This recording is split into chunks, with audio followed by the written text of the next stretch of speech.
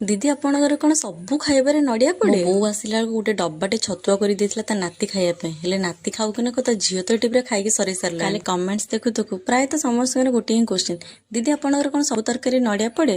ଆଉ ଆପଣଙ୍କର ନଡିଆ ତେଲରେ କଣ ରୋଷେଇ ହୁଏ? ଆଉ କିଛି ଭାଇ ଭଉଣୀ ମାନଙ୍କର ତ ଓଲଟା ହିଁ କ୍ୱେଶ୍ଚିନ୍, ଆପଣ ଖାଉଛନ୍ତି କେମିତି? ଆପଣଙ୍କୁ ଭଲ ଲାଗୁଛି ସବୁ ଖାଇବା? ସେଇ ଭାଇ ଭଉଣୀ ମାନଙ୍କୁ କହିବାକୁ ଚାହୁଁଛି, ଅଧିକ ତେଲ ମସଲା ଖାଇବା ଅପେକ୍ଷା ଏମିତି ନଡିଆ ତରକାରୀ କରି ଖାଇବାଟା ବହୁତ ଭଲ ଦେହ ପାଇଁ। ମତେ ଏଇଟା ଶୁଣିକି ବହୁତ ଖୁସି ଲାଗିଲା ଯେ ଯୋଉ ଓଡିଆ ଭାଇ ଭଉଣୀ ମାନେ ସବୁ କେରଳାରେ ରହୁଛନ୍ତି ସେମାନଙ୍କୁ ଏଠାକାର ଖାଇବା ବହୁତ ପସନ୍ଦ ଲାଗୁଛି ଖାଇବା ପାଇଁ। ହଁ, ଆମର ଏପଟେ ଖାଇବାରେ ନଡିଆ ପୁରା କମ୍ପଲସରି, ସବୁଥିରେ ନଡିଆ ହିଁ ପଡେ। ସେଥିଲାଗି ଦୟା କରିକି ଖାଇବା ଉପରେ କୌଣସି ବ୍ୟାଡ କମେଣ୍ଟସ ଦିଅନ୍ତୁନି। ବାହାଘରକୁ ଅଳ୍ପ ଦିନ ହିଁ ରହିଲା, ତ ସେଥିଲାଗି ସବୁଦିନ କିଛି ନା କିଛି ଜିନିଷ କିଣା ହିଁ ହଉଛି। ଆମେ ସମସ୍ତେ ମିଶି ଯାଇଥିଲୁ ସବୁ ଛୋଟ ଛୁଆ ମାନଙ୍କର ଡ୍ରେସ ଆଣିବା ପାଇଁ। ସତ କହିବାକୁ ଗଲେ ଆମେ ଯୋଉ ଶୋରୁମ କୁ ଯାଇଥିଲୁ କଲେକ୍ସନ ତ ବହୁତ ଭଲ ଥିଲା, କିନ୍ତୁ ରେଟ୍ ହଉଛି ହାଇଚାର୍ଜ ରେଟ୍। ଖୋଜା ଖୋଜି ହେଇସାରିଲା ପରେ ସବାର ପାଇଁ ମତେ ଦିଟା ଡ୍ରେସ ହିଁ ଭଲ ଲାଗିଲା, ତ ମୁଁ ତା ପାଇଁ ଦିଟା ଡ୍ରେସ ନେଇକି ପଳେଇ ଆସିଛି। ଆହୁରି ବହୁତ ସାରା ଟୁକୁର ନୁକୁର ଜିନିଷ କିଣିବାର ଥିଲା, କିନ୍ତୁ ଏଠି କଣ ହଉଛି ନା ସବୁ ଶୋରୁମ ତ 8ଟାରେ ହିଁ ବନ୍ଦ ହେଇଯାଉଛି, ତ 8ଟା ପରେ ବି ଦୋକାନ ଆଉ ଖୋଲା ହିଁ ହେଇନଥିବ।